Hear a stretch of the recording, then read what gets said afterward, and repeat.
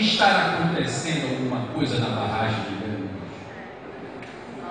A Norte Energia está silenciando. O IBAMA está silenciando. E eu, deputado Carmona, já tentei várias vezes falar com os dirigentes da Norte Energia. O que está na região, deputado Carmona, é que a Norte Energia irá contratar 17 mil pessoas em caráter de urgência. Para quê? E eu fico pensando, será que é essa cadeira que está dando problema? Por que construir uma barragem, deputado Gilmar, com 35 mil pessoas?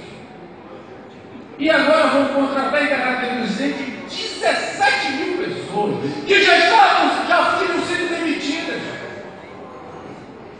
que já tinham esvaziado a cidade. Mas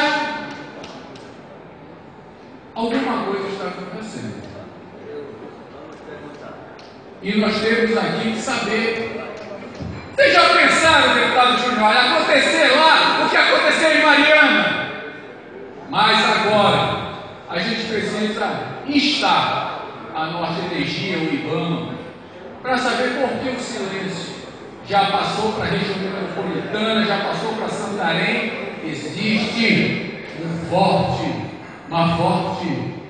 opinião sobre isso. Eu me recordo que ainda em setembro, numa reunião no bairro pequeno de Altamira, eu disse algumas coisas a respeito disso. Interessante, deputado. Fica aqui o alerta do deputado Osório Juvenil, que é muito prudente para que nós possamos questionar a Norte Energia sobre este possível problema que poderá estar acontecendo em Belo Monte.